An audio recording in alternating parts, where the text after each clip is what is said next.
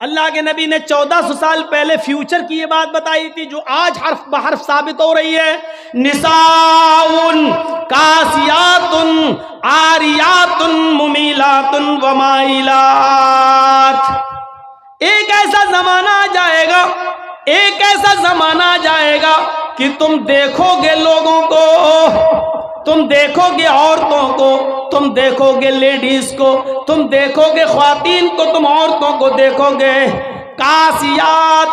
دیکھنے میں تو وہ کپڑے پہنے ہوئے دکھائی دیں گی، بظاہر تو ان کے جسم پر کپڑا ہوگا. عاریات، لیکن حقیقت میں وہ برہنہ ہوں گی، حقیقت میں وہ ننگی ہوں گی. کپڑا تو پہنیں گی لیکن کپڑا پہننے کے باوجود وہ ننگی ہوں گی، وہ برہنہ ہوں گی. آج ان کے کپڑے دیکھ لو، چھوڑیے شادیوں کا حال، جلسے میں آنے والیوں کو دیکھ لو. عید اور بقرعید کے دن عورتوں کے پہناوے دیکھ لو، اور اپنی جوان بچیوں کو دیکھ لو جن کی عمر 10 سال سے بڑی ہے. یاد رکھیے گا 10 سال سے بڑی لڑکی کے اوپر پردہ فرض ہو جاتا ہے.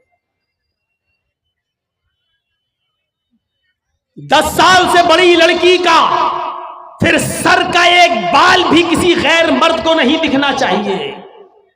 ہماری نظروں میں بہت معمولی بات ہے، چھوٹی ہے.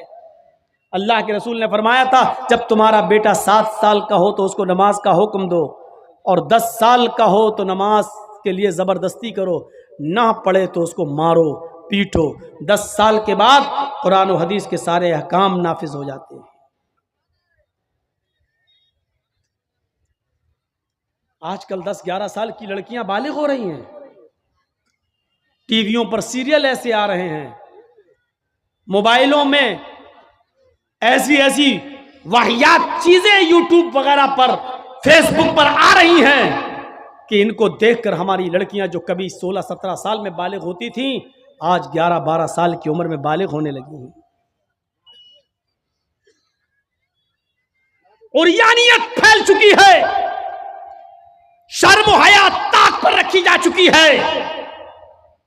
ورنہ تصور کیجئے ایک کپڑا جو جسم سے چپکا ہو، آپ کے پیروں سے چپکا ہوا ہو، اور وہ کپڑا آپ کے گھٹنے اور ران سے ہوتے ہوئے آپ کی کمر تک آئے، جس کو آپ لیگی کہیں، اور اس کے اوپر ایک کرتی پہن لی جائے اور اس طریقے سے مارکیٹ میں بازار میں شاپنگ کی جائے. ایسی عورت کو آپ کی نظر میں فیشن پرست کہا جا سکتا ہے، لیکن محمد الرسول اللہ کی نظر میں یہ لڑکی، یہ عورت ننگی ہے، ننگی ہے، ننگی ہے. یہ کپڑے اے بھیا جس کو جانا ہو جلدی جاؤ یہاں سے، اور جس کو اٹھنا ہو ابھی اٹھ جاؤ. ڈرامہ کر کے رکھ لیا ہے. اور بھی ابھی جس کو جانا ہو چلے جاؤ، ابھی بعد میں نہیں اڑنے دوں گا، چاہے پیشاب یہی نکل جائے. جائیے ابھی نکل جائیے جس کو جانا ہو. عاریات ہماری نظروں میں فیشن پرست ہیں، لیکن اللہ کے رسول نے ایسی عورتوں کو کیا کہا؟ ننگی. میں نے نہیں کہا. پوچھو ان علماء سے عاریات کا مطلب کیا ہوتا ہے. کاسیات کپڑے پہنیں گی، عاریات لیکن ننگی ہوں گی. ایسی عورتوں کے بارے میں کہا ہے ننگی ہوں گی. یہ ہاف آستینوں کے کپڑے یہاں چل رہی ہے، یہ کھلا ہوا ہے. ساڑیاں چل رہی تو ایسی کہ یہاں تک کا بلاؤز پہنے ہوئے ہیں، یہ کھلا ہے، پیٹ کھلا ہوا ہے.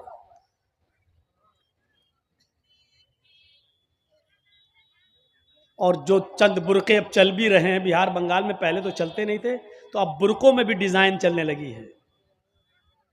کڑے ہوئے برقعے، ڈیزائن دار برقعے. اب ایک بات بتائیے، برقعے کو آپ ایک تو ڈیزائن دار بنا رہے ہیں، اور دوسرا جب عورت یا لڑکی جب برقع اوڑھتی ہے تو سینے پر پھول بنا دیے آپ.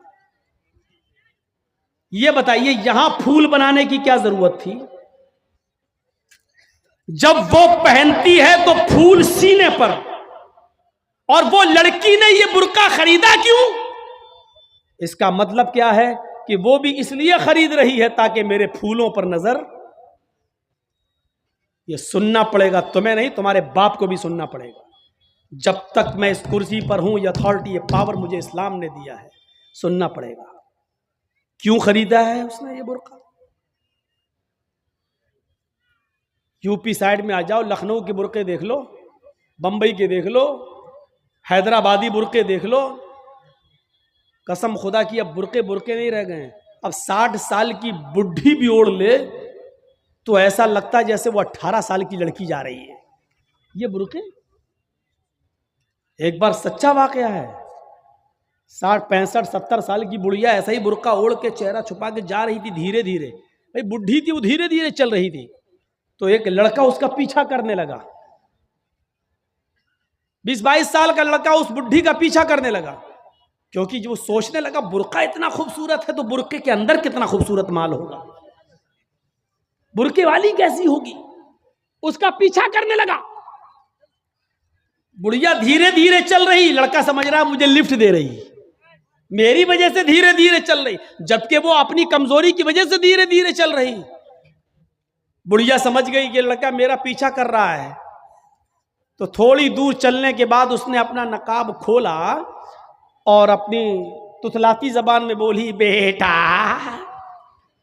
لڑکے کا تو موڈ خراب ہو گیا، کم بخت میرا تو معاملہ ہی گڑبڑ ہو گیا، بیٹا تو میرا پیچھا کیوں کر رہا ہے، میں تو تیری اماں کی عمر کی ہوں۔ لڑکے کو بھی غصہ آ گیا، کہتی بات میں اپنے لیے نہیں اپنے ابا کے لیے ڈھونڈ رہا ہوں۔ اب 60 65 70 سال کی بوڑھیوں کو ایسے خوبصورت برقعے پہننے کی کیا ضرورت؟ برقعوں کا مقصد جو کبھی تھا پردہ، لیکن آج ان کا مقصد بھی وہ نہیں رہ گیا۔ اللہ کے نبی کے زمانے میں ایک صحابیہ اللہ کے نبی کے پاس آتی ہیں، مسند احمد کی صحیح روایت، جن کی چادر کپڑے سے نیچے، ٹخنے سے نیچے، چپل سے نیچے زمین کی مٹی اڑاتی ہوئی آتی اور کہتی اللہ کے رسول میں اس چادر کو اوڑھ کر نماز پڑھنے جاتی ہوں۔ آپ نے کہا چادر اتنی نیچی ہونی چاہیے۔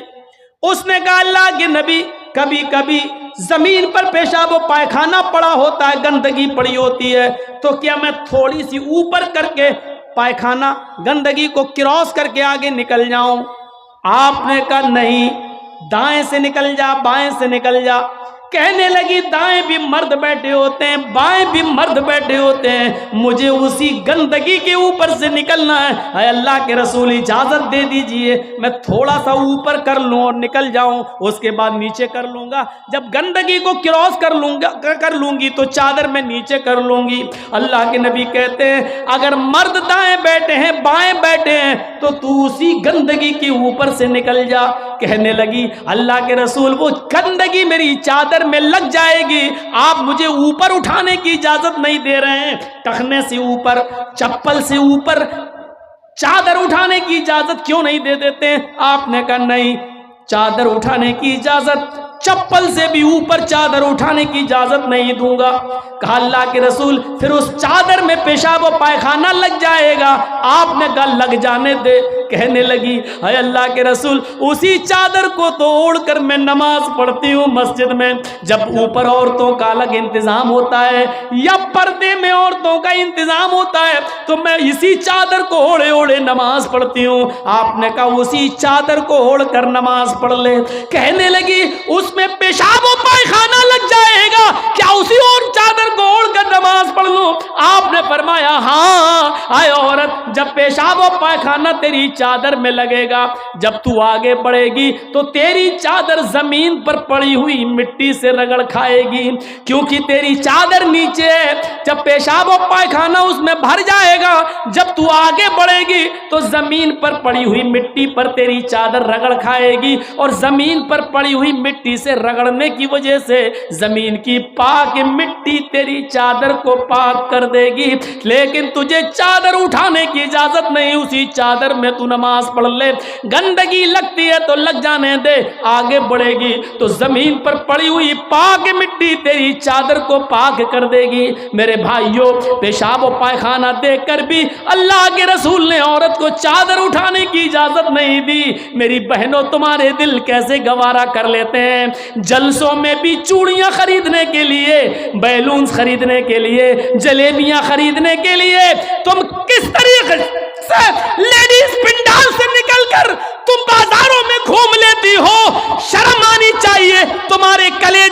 ہمارے دل کیسے گوارا کر لیتے ہیں کہ لڑکے اور لڑکیاں ایک جگہ شاپنگ کریں، دکانداری کریں، خریداری کریں، یہ تمہارے کلیجے تمہارے ضمیر کیسے گوارا کر لیتے ہیں؟ جبکہ اللہ کے نبی فرماتے ہیں لا یخلون رجل بامرأۃ الا کان ثالثہما الشیطان، کوئی مرد کسی عورت سے تنہائی میں نہ ملے، کوئی مرد کسی عورت سے اکیلے میں نہ ملے کہ اس میں تیسرا شیطان ہوتا ہے، اس میں تیسرا بہکانے والا شیطان ہوتا ہے۔ میرے بھائیوں، اسلام کا قانون یہی ہے، اسلام کا نظام یہی ہے۔ ایک عورت، اس کا شوہر مر چکا ہے، عورت کے پاس بہت زیادہ پیسہ ہے، وہ حج کرنا جانا چاہتی ہے، شوہر انتقال کر گیا، اب عورت اکیلے حج کرنے نہیں جا سکتی ہے، جبکہ مستطیع ہے، صاحب استطاعت ہے، حج کرنے جانا چاہتی ہے، اچھا کام کرنے جانا چاہتی ہے۔ اسلام کہتا ہے کہ تیرا شوہر نہیں ہے تو بھائی کے ساتھ جا، بھائی نہیں ہے تو باپ کے ساتھ جا، باپ نہیں ہے تو بیٹے کے ساتھ جا، لیکن کسی محرم کا ہونا ضروری ہے، اس کے ساتھ جا۔ چیخ کر عورت کہتی ہے کوئی نہیں ہے، میرے پاس دولت ہے۔ اللہ کے نبی کہتے ہیں پھر دولت سنبھال کر اپنے پاس رکھ، اگر تیرا بھائی نہیں ہے، بیٹا نہیں ہے، شوہر نہیں ہے، باپ نہیں ہے، کوئی محرم نہیں ہے تو تو اکیلے حج کرنے نہیں جا سکتی ہے۔ نہیں، اے اللہ کے نبی، میرا پڑوس میں بڑا اچھا نیک حاجی نمازی نیک آدمی رہتا ہے، میں اس کو بھائی بنا لیتی ہوں، چلی جاؤں۔ فرمایا نہیں نہیں، منہ بھولے بھائی کو بھائی بنا کر اس کے ساتھ تم حج کرنے نہیں جا سکتی ہو، اس لیے کہ اپنے منہ سے کسی کو بھائی بولنے سے وہ تمہارا سگا بھائی نہیں ہو جائے گا، اپنے منہ سے کسی کو بیٹا بول دینے سے وہ بیٹا نہیں ہو جائے گا۔ تم کسی کو بیٹا بول دو، بھائی بول دو، جو چاہو بول دو، لیکن اسلام یہ کہتا ہے کہ اس کے ساتھ بھی عورت کو اجازت نہیں ہے کہ وہ حج کرنے جائے۔ اگر کوئی نہیں ہے تو مت جاؤ، لیکن اسلام اس بات کی اجازت نہیں دیتا ہے کہ تم اکیلے جاؤ یا کسی کو بہن، کسی کو بھائی یا بیٹا بنا کر جاؤ، اس بات کی اجازت نہیں دیتا۔